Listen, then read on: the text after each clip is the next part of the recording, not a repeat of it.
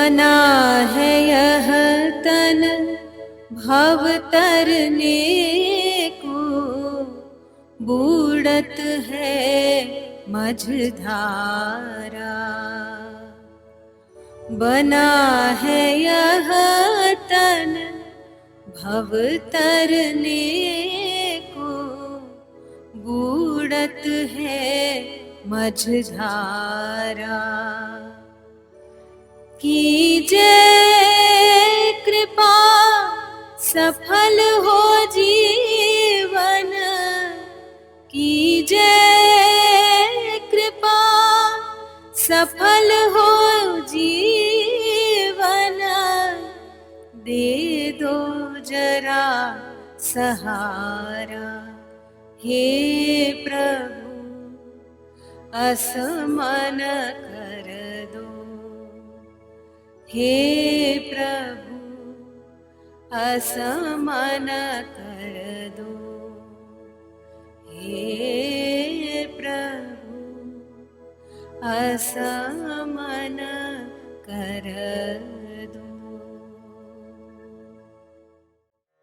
इस अंतिम मंत्र में साधक कहता है कि हे प्रभु, यह मानव देह रूपी नाव भव सागर को पार करने के लिए मिली है, लेकिन यह तो मझधार में ही डूबने लगी।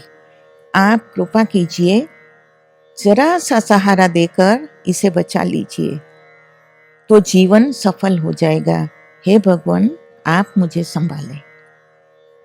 इस अंतरे का प्रधान सुर मानव देह का मोक्ष मार्ग के लिए सदुपयोग करके जन्म मरण के आवागमन से मुक्ति पाना है। बना या बनादास तखल्लुस से श्री गुरुदेव हमेशा दोहा, कवित्त, भजन या प्रार्थना लिखते रहे। इस पंक्ति में उन्होंने बना तखल्लुस का बखूबी उपयोग करते हुए भाव प्रकट किया है कि यह मानव शरीर भव पार होने के लिए बना है। दूसरा निहित अर्थ यह है कि इस प्रार्थना की रचना बना द्वारा की गई है। श्री गुरुदेव इसके रचयिता है। मानस जी में शरीर को साधन धाम कहा गया है, मोक्ष का द्वार कहा है। मानव देह को भोग नगरी समझकर इसका बेफाम तरीके से दुरुपयोग करने वाला जब मझधार में ही डूबने लगता है, तब व्यक्ति को होश आता है कि अब वह नहीं बच पाएगा। उस वक्त उसे अपने भगवान की याद आती है। वह इष्टदेव या सद्गुरुदेव को हृदयपूर्वक प्रार्थता है कि हे देव, कृपा करो, आपके द्वारा दिया गया जरा सा सहारा भी मुझे डूबने से बचा लेने में सक्षम है। आप सहारा दे देंगे तो मेरा यह जीवन सफल हो जाएगा। मानव देह भवपार होने का उत्तम साधन है। सागर तैर जाने के लिए यह नाव का काम देती है। इस सूत्र को धर्म ग्रंथों द्वारा थोड़े विस्तृत रूप से समझने की चेष्टा करें। गीता जी में मोक्ष प्राप्ति के प्रमुख मार्ग बताए हैं। पहला है ज्ञान योग, दूसरा है भक्ति योग, तीसरा निष्काम कर्म योग है और चौथा है शरणागति योग। ज्ञान मार्ग में देह भाव से ऊपर उठकर साधना करनी पड़ती है। बहुत कठिन एवं जटिल साधना है यह। हजारों लाखों में कोई एक साधक ही इस मार्ग पर चल सकता है। इसके लिए प्रबल वैराग, अभ्यास व जिज्ञासा चाहिए। ज्ञान मार्ग माने केसर की खेती। कश्मीर या स्पेन जैसी आबोहवा और वातावरण में ही केसर की खेती फलदायी बनती है। गोस्वामी जी ने मानव शरीर को साधन धाम कहकर इसकी सराहना की है। भक्ति मार्ग में हमारी यह देह, इंद्रियां, मन आदि सहायक बनते हैं, मददकर्ता बनते हैं। महर्षि वाल्मीकि प्रभु राम से कहते हैं, करनीत करहि राम पद पूजा, राम भरोसा दया नहीं दूजा। चरण राम तीरथ चली जाहि, राम बसहु तिनके मन माहि। किंतु मोहासक्त या अज्ञानी व्यक्ति शरीर का दुरुपयोग करता है। जिसके हाथ देव पूजा अथवा सेवा करने के बजाय चोरी चपाटी करे या किसी की हत्या कर डाले, पैर मंदिर में जाने के बजाय मदिरालय की ओर मुड़े, जबान हरि नाम के बजाय गाली बके और आंखें प्रभु दर्शन करने के बदले दुनिया की चकाचौंध को फटी आंखों से देखती रहे, ऐसा व्यक्ति अंत काल में पछताता है और भवाटवी के चक्कर काटता रहता है। भक्त की प्रत्येक क्रिया, शब्द, स्पर्श, रूप, रस, गंध द्वारा किया गया कोई भी कर्म प्रभु के लिए होता है, ईश्वर की प्रसन्नता के लिए होता है। ताले की चाबी एक ही होती है। छोटा बच्चा भी यह बात भली भांति जानता है कि चाबी भले एक ही हो पर उसके कार्य दो होते हैं। जो चाबी ताला खोल सकती है, उसी चाबी से ताला बंद भी हो सकता है। दरवाजे के स्टॉपर को बंद करके हम कमरे में बंद हो सकते हैं और उसी स्टॉपर को खोलकर हम बाहर भी निकल सकते हैं। कपड़े में गांठ लगाना कर्म है तो लगी हुई गांठ को खोल देना भी कर्म ही कहलाता है, किंतु गांठ लगाने का, स्टॉपर या ताला बंद करने का कर्म बंधन का कार्य बनता है और खोलने का कर्म मुक्ति का कारण बन जाता है। तीसरा मार्ग है निष्काम कर्मयोग। अहम वृत्ति का त्याग कर, फल की आशा छोड़कर, ममता में फंसे बगैर जो कर्म किया जाता है सो निष्काम कर्म कहलाता है। ऐसे कर्म व्यक्ति को बांधते नहीं हैं। गीता जी में भगवान कृष्ण ने कहा है, कर्मण्येवाधिकारस्ते मा फलेषु कदाचन। मतलब कि कर्म पर तुम्हारा अधिकार है, फल प्राप्ति पर नहीं। प्रभु प्रीत्यर्थ प्रसन्नता पूर्वक भगवान की इच्छा में अपनी इच्छा मिलाकर जो श्री हरि गुरु की आज्ञानुसार कर्म करता है, ऐसा व्यक्ति शरणागत भक्त कहलाता है। भगवान कृष्ण ऐसे शरणागत भक्त को अभयदान देते हुए कहते हैं कि हे अर्जुन, तू मेरी शरण में आ जा, मैं तुझे पाप पुण्य से मुक्ति दिलाऊंगा। जैसा मैं कहता हूँ वैसा तू कर। मनुष्य देह की सौगात देकर प्रभु ने हम पर बहुत बड़ी करुणा की है। शरीर का सदुपयोग भजन, सत्संग, सेवा, सुमिरन, पुण्य, सत्कर्मों में है। शरीर का दुरुपयोग करना माने प्रपंच में राग, द्वेष, मोह में ही फंसे रहना, दूसरों का विश्वासघात करना, लोगों के दिल को ठेस पहुंचाना और अहंता ममता के आगे किसी को कुछ भी नहीं समझना। मानव देह की एक विशेषता है, जो सीढ़ी हमें ऊपर ले जाती है उसी से हम नीचे भी आ जाते हैं।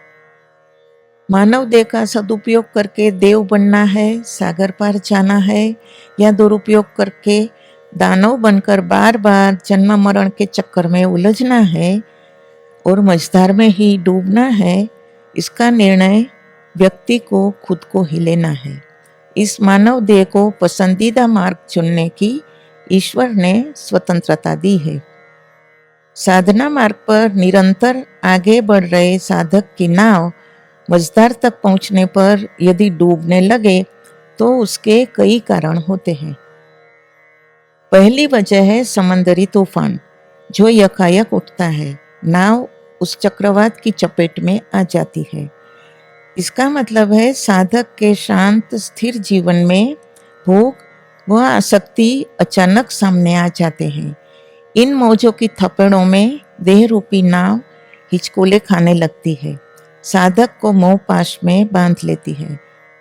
फलस्वरूप वैराग्य कमजोर पड़ जाता है और जीवन नाव भटक जाती है। दूसरा कारण है नाव में वजन बढ़ जाना। साधक के जीवन में तृप्ति का स्थान लालसा या लालच ले ले, संतोष का स्थान संग्रह वृत्ति ले ले, अभी और मिले, अधिक मिले, ऐसी कामना मन पर हावी हो जाए, तब नाव इस बोझ को नहीं उठा पाती। साधक का मन हरि सुमिरन को भूलकर संग्रह वृत्ति में अटक जाता है और नाव डूबने लगती है। श्री गुरुदेव ने सावधान करते हुए इस दोहे में कहा है,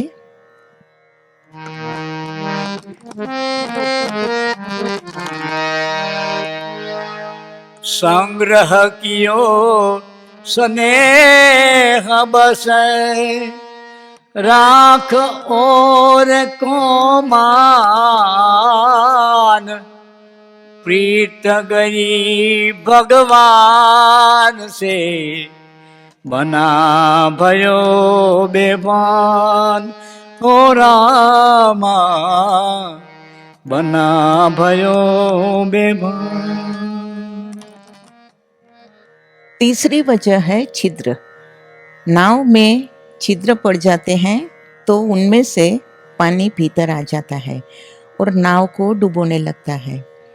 किसी की निंदा टीका करना, व्यक्ति में कल्पित दोषारोपण करना, किसी के दोषों को नमक मिर्च मिलाकर बढ़ा चढ़ाकर दूसरों से कहना, राग द्वेष ईर्ष्या करना, ये सभी ऐसे छिद्र हैं जो साधक के भजन पर पानी फेर देते हैं और उसकी जीवन नाव डूबने लगती है। मझधार माने साधक की युवावस्था। किसी भी प्रकार की शारीरिक बीमारी घातक बनने की संभावना बढ़ जाए, अकाल मृत्यु की भनक साधक के चित्त पर सवार हो जाए, तब देह रूपी नाव भव समुद्र में गोता खाने लगती है। पांचवा कारण है समुद्री पवन। यकायक आंधी पैदा हो जाए, वह अनुकूल पवन की दिशा ही बदल दे, साए साए करती हवा जीवन नाव को मोड़ डाले, उस वक्त नाव का शड फट जाता है। मतलब कि यदि जीवन में अनीति व अधर्माचरण के संयोग सामने आ जाए तो उस वक्त संयम खोकर साधक उनके वशीभूत अगर हो जाए, तब साधक का भजन छूट जाता है। कई बार समंदर में बर्फीले पहाड़ तैरते रहते हैं, उनका सिर्फ ऊपरी हिस्सा ही बाहर दिखता है। असावधानी हो तो नाव उसके साथ टकराकर नष्ट हो जाती है। साधना मार्ग में मोह व माया रूपी खड़क बीच में अदृश्य रूप में पड़े होते हैं। गाफिल या अजागृत साधक का जीवन ऐसे दुर्गम पहाड़ छिन्न भिन्न कर देते हैं। सातवां कारण है नाविक। खेवैया यदि कुशल न हो तो नाव उसके काबू में न रहकर डोलती रहती है। मानस जी में श्री सद्गुरुदेव को कर्णधार की उपमा दी है। कर्णधार माने नाविक। गोस्वामी जी कहते हैं, नर तनु भव वारिधि कहाँ बेरो, सन्मुख मरुत अनुग्रह मेरो, कर्णधार सद्गुरु दृढ़ नावा, दुर्लभ साज सुलभ करि पावा। आजकल दम्भी गुरु या साधुओं की भरमार है। नासमझ लोगों की अपेक्षाओं की भी तो कोई सीमा नहीं है। ऐसे कहने भर के गुरुओं के आशीर्वाद पाने के लिए लोगों की भीड़ भी जुटती है। जो खुद तैरने में असमर्थ हो वह दूसरों को कैसे तार सकता है। गुरु लोभी हो, जो शिष्य का धन ऐंठ लेने में माहिर हो, और शिष्य भी ऐसा लालची हो जो गुरु के आशीर्वाद मात्र से ही जगत के सारे ऐशो आराम पा लेना चाहता हो, फिर ऊपर से ऐसे गुरु शिष्य पत्थर की नाव पर चढ़कर भव पार जाने के लिए निकले तो डूब जाने के अलावा और क्या परिणाम निकलेगा। पत्थर की नाव माने अश्रद्धालु मन। ऐसे कई कारण हमारी जीवन नैया को मझधार में ही डुबो देने में निमित्त बनते हैं। समझदार श्रद्धावान साधक जीवन नैया को खुद नहीं खेता, वह अनुभवी खलासी के कर्णधार के हाथ में अपना जीवन सौंप देता है। अनुभूत केवट माने सद्गुरु। अब भी यदि हम साधना व सुमिरन नहीं करेंगे तो इसका नतीजा क्या होगा, हम खुद ही इस पर विचार करें। साधना में सिद्धि दो तरह से मिलती है। पहला है पुरुषार्थ और दूसरी कृपा। इनमें फर्क क्या है? किसान बीज बोता है, फिर कुएं में से परिश्रम करके पानी निकालता है। बाद में खेतों में बीज को, पौधों को खुद पानी देता है, तब कहीं जाकर फसल पकती है। उसे पाने के लिए पुरुषार्थ करना पड़ता है। मतलब कि साधक मोह माया के चुंगाल से बचने के लिए देह, मन व स्वभाव के कई अवरोधों को पार करने के लिए कठिन साधना करता है और फिर सफलता पाता है, साधना में सिद्धि पाता है। लेकिन कोई कोई श्रद्धावान नसीब वाला होता है। ऐसे भक्त पर श्री हरि गुरु की कृपा अचानक ही बरस पड़ती है और उसका खेत ऐसी बारिश से लबालब हो जाता है। पानी के लिए उसे कोई पुरुषार्थ नहीं करना पड़ता। कृपा वर्षा उसकी फसल तैयार कर देती है। भक्त कवि कहते हैं,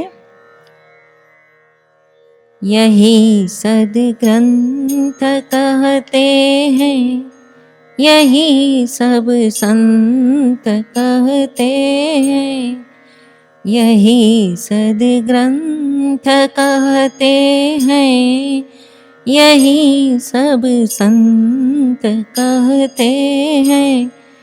न जाने कौन से गुण पर दया निधि रीझ जाते हैं।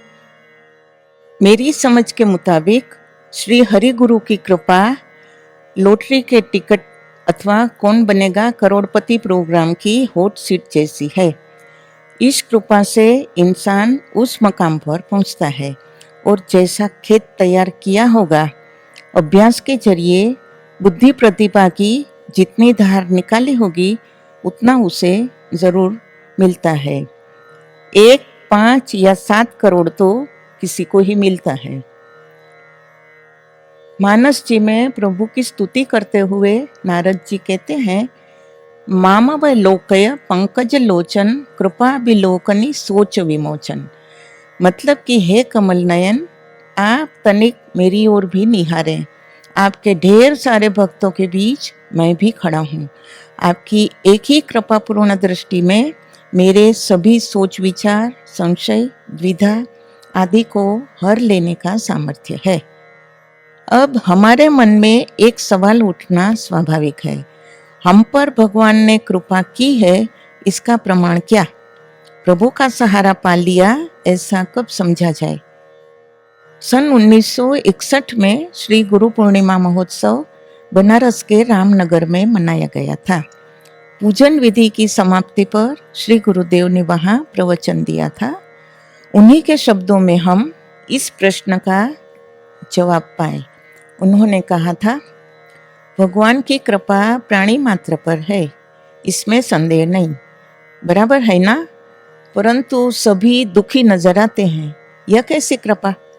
गोस्वामी जी के सिद्धांत के अनुकूल भगवत कृपा मानस जी में क्या है सो बताता हूँ। उन्होंने कई जगह पर इसका उल्लेख किया है, सुनिए। वे कहते हैं, अब मोहि भा परोस हनुमंता, बिनु हरि कृपा मिलहि नहीं संता। संत विशुद्ध मिले परिते ही, राम कृपा करी चित बहि जेहि। गिरिजा संत समागम समन लाभ कछुआन, बिनु हरि कृपा सो होई नहीं, गावहि वेद पुराण। या फिर विनय पत्रिका में देखिए, जब द्रवहि दीन दयालु राघव साधु संगत पाइए। श्री गुरुदेव आगे फरमाते हैं, संत कैसे होना चाहिए? तुलसी जी कहते हैं विशुद्ध। शुद्ध शब्द में गोस्वामी जी ने भी उपसर्ग जोड़ा है, माने विशेष शुद्ध। सोना खदान से निकलता है, उस वक्त उस पर मिट्टी, कंकर जैसी कई अशुद्धियां सनी होती है। स्वर्ण को भट्टी में डालकर रासायनिक प्रक्रिया द्वारा उसे शुद्ध किया जाता है। इसी प्रकार साधु तो कई होते हैं, किंतु तप, साधना, त्याग, अभ्यास, वैराग्य आदि प्रक्रिया से गुजरकर जो स्वर्ण की भांति निखर जाते हैं, ऐसे साधु संत को गोस्वामी जी ने विशुद्ध संत कहा है। जब हमें ऐसे संत पुरुष की संगत मिल जाए तब समझना चाहिए कि यह भगवान की कृपा है, अब इनसे लाभ लो। भगवान तो सब पर कृपा करते ही हैं, उस भगवत कृपा का हमें सदुपयोग करना चाहिए। बस खत्म। शरणागति में इतना ख्याल रखना। मात पिता गुरु प्रभु की बानी, बिनहि विचार करिय शुभ जाने। मात पिता गुरु प्रभु की बानी, बिनहि विचार करिय शुभ जाने। इतना सांगोपांग करने के बाद यदि दैवी संपत्ति आप में न आए तो आप कहें 100 मैं लिख दूं। राम कृपा कब? जब साधु संग मिले। हम संत एवं गुरु वचनों का अमल करें तो हमारे में दैवी संपत्ति बराबर आ जाएगी। गोस्वामी जी कहते हैं, तुम्हारी कृपा पाव कोई कोई। ऐसा कहने का मतलब क्या समझे? भगवत कृपा का जब हम लाभ लेते हैं, मतलब कि जब हम साधु संत की संगत करते हैं, तब मीठा मीठा खाकर कड़वा कड़वा थू थू कर देते हैं। इसका मतलब हमें अनुकूल पड़े ऐसे संत गुरु के वचनों का पालन होता है और प्रतिकूल आज्ञाएं सब थू थू हो जाती है। इस कारण इसका न तो कोई महत्व रहता है और न ही परिणाम मिलता है। कृपा तो सभी पर बराबर बरसती है, पर ऊषर बरसई तृण नहीं जामा, जैसा हमारा हाल है। सो ऐसा कहा गया है कि तुम्हारी कृपा पाव कोई कोई। ऊषर माने खारी जमीन। बादल यदि मरुभूमि पर बरसे तो भी वहां घास अंकुरित नहीं हो पाती। खारी जमीन पर बरसा हुआ पानी जिस प्रकार व्यर्थ सिद्ध होता है, उसी प्रकार पहाड़ की चोटी पर बरसा हुआ पानी भी बह जाता है, वहां टिक नहीं पाता। जिस व्यक्ति का मरुभूमि जैसा श्रद्धाहीन मन होता है, पहाड़ की चोटी जैसे अहंकार से जिसका मन उन्मत्त होता है, वहां प्रभु कृपा रूपी बादल का जल टिक नहीं सकता। ऐसे मन के ऊपर संत वचन का कोई असर नहीं होता।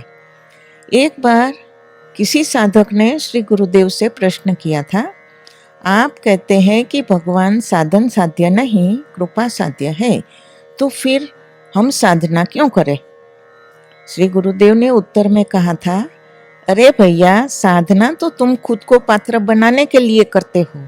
तुम्हारी साधना से ईश्वर को क्या लाभ? तुम्हारा मन रूपी घड़ा मैला होगा, विकारों से भरा होगा, छिद्र वाला होगा या उल्टा होगा, तो उसमें जल कैसे ठहर पाएगा? साधना से पात्रता का निर्माण होता है। उल्टे घड़े को सीधा करने के लिए साधना की जाती है। घड़ा सीधा करना माने मन को प्रभु के सन्मुख करना। सुंदरकांड में स्वयं प्रभु ने कहा है, सन्मुख होय जीव मोहि जबहि, जन्म कोटि अगना सहि तबहि। छिद्र माने दुर्गुण।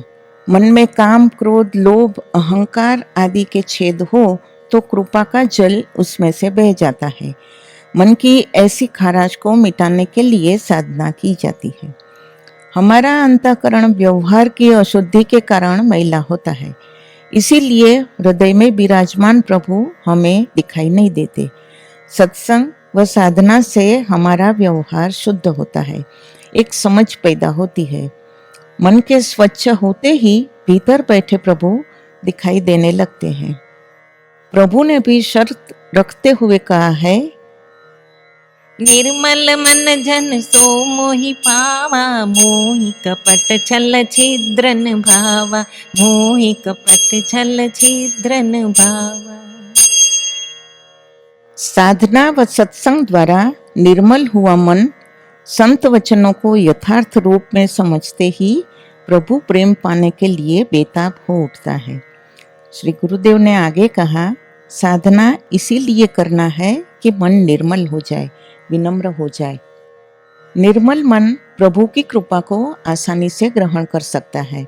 ऐसे साधक को जब ईश्वर कृपा करके श्री सद्गुरुदेव के सानिध्य की अनमोल भेंट देते हैं, तब वह मालामाल हो जाता है। यही हमारा सबसे बड़ा सहारा है। साधक प्रभु से ऐसे ही जरा से सहारे की विनती करता है। श्री गुरुदेव की मन वचन कर्म से संपूर्ण शरणागति, उनके प्रत्येक बोध वचन का पालन व उनके मार्गदर्शन पर बहुत बड़ा आधार होता है। इनका सहारा लेकर श्रद्धापूर्वक रघुनाथ जी की भक्ति करने वाला साधक आसानी से भव पार होता है और जीवन सफल कर लेता है। विनय पत्रिका में गोस्वामी जी ने कहा है,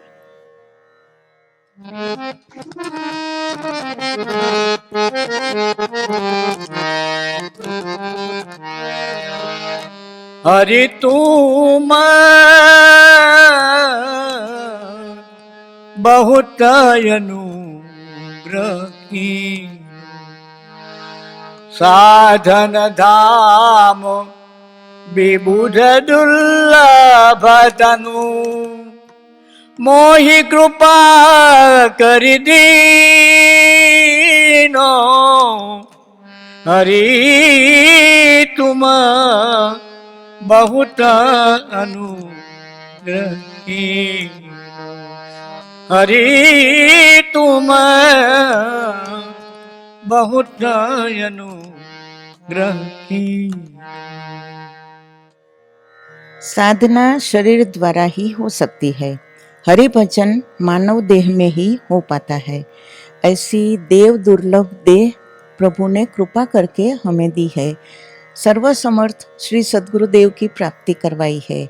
हम पर यह प्रभु की विशेष कृपा है। प्रभु प्रार्थना की विराम बेला पर मुझे एक चुटकुला याद आ रहा है। एक व्यक्ति ने अपने कमरे की सभी दीवारों पर अलग अलग भाव की प्रार्थना के पन्ने चिपका दिए थे। उसे देखकर व्यक्ति का मित्र प्रभावित हो गया। पूछ बैठा, तू रोज इतनी सारी प्रार्थनाएं करता है? तब हंसकर उस व्यक्ति ने जवाब दिया, ना रे ना, मैं तो सिर्फ इतनी ही प्रार्थना करता हूँ कि हे ईश्वर, तू ये सारी प्रार्थनाएं फटाफट पढ़ ले, क्योंकि मुझे प्रार्थना करने का बहुत कंटाला आता है। कहीं यह हमारे ही मन की बात तो नहीं है? ऐसा न हो कि जब जीवन खत्म हुआ तब जीने का ढंग आया और जब क्षमा बुझ गई तब महफिल में रंग आया। सचमुच कहीं इतनी देर न हो जाए। गुजराती में कहा जाता है, जाग्या त्यारथी सवार। इसलिए चलो आज से, अभी से, इसी पल से हम भी दो हाथ जोड़ नतमस्तक हो सच्चे अंतःकरण से इस प्रभु प्रार्थना में सम्मिलित हो जाए और भगवान से विनती करे कि हे प्रभु, असमान कर दो, और अर्जुन की तरह शरणागति भाव से कहे, करिष्ये वचनम तव। जासु नाम भव भेषज हरण घोर त्रयशूल, सो कृपालु मोहितो पर सदा रहो अनुकूल। श्री सद्गुरुदेव की जय। जय सिया राम, जय भगवान।